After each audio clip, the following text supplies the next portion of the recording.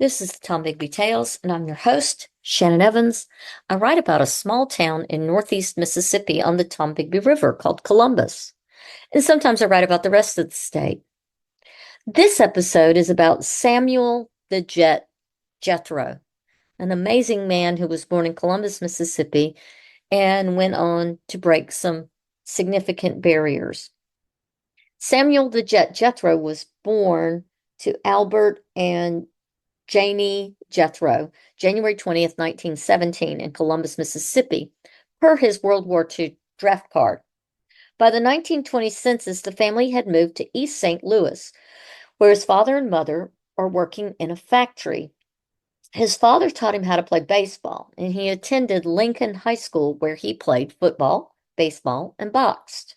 After graduation, he began to play some semi-pro baseball with the East St. Louis Colts and the St. Louis Giants. And in 1938, Indianapolis's ABCs, where he played catcher. He was a switch hitter who also threw right. In 1942, he joined the Cincinnati Buckeyes as an outfielder and played his first All-Star game. He was a great defensive player, but had an inconsistent batting record with averages that range from 487 in 1942 to 286 in 43. So he was all over the place. In 1943, he was runner-up to the Negro American League MVP. In an exhibition game with Satchel Paige's All-Stars, he managed a grand slam off Dizzy Dean, a significant coup in his hat. He played with the American All-Star exhibition team in the winter of 1945 and even went to Puerto Rico, Cuba, and Venezuela. He was that season's top base stealer, a skill he would continue to make records for and earn his nickname, the Jet, because of his great speed. After Jackie Robinson broke racial barriers into the pros by 1947, Sammy was being heavily recruited to leave the Negro Leagues, especially when by the All-Star break, he was hitting .321 and leading the league with 21 stolen bases. By the end of that season, he had 90 runs, 52 stolen bases, 35 doubles, 10 triples, 7 homers, and a .353 batting average and a .601 slugging percentage. In 1948, his last season with the Negro League, he was batting a .296 and again held the most stolen bases, 29. He went to the majors, first getting assigned to the Dodgers before getting sent to Montreal to the Royals, where he had a rookie year .322 average with not even a complete season under his belt.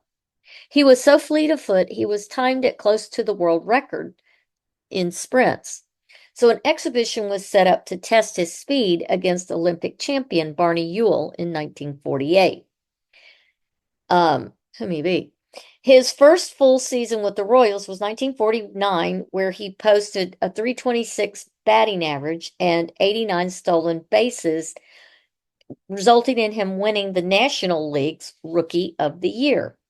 His contract was then bought by the Boston Braves organization, and he played in their international league on a Toledo team, batting .309. He finished his major league career with the Pittsburgh Pirates in 1954. And then he went on to play with Toronto in the International League from 54 to 58.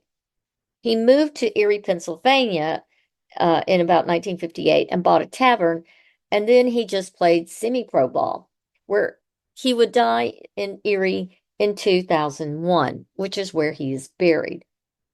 What's interesting is how many of his accolades often go unsung. He led the Negro American League in hits in 1944 and 45. He also led the Negro American League in stolen bases in 44 and 45.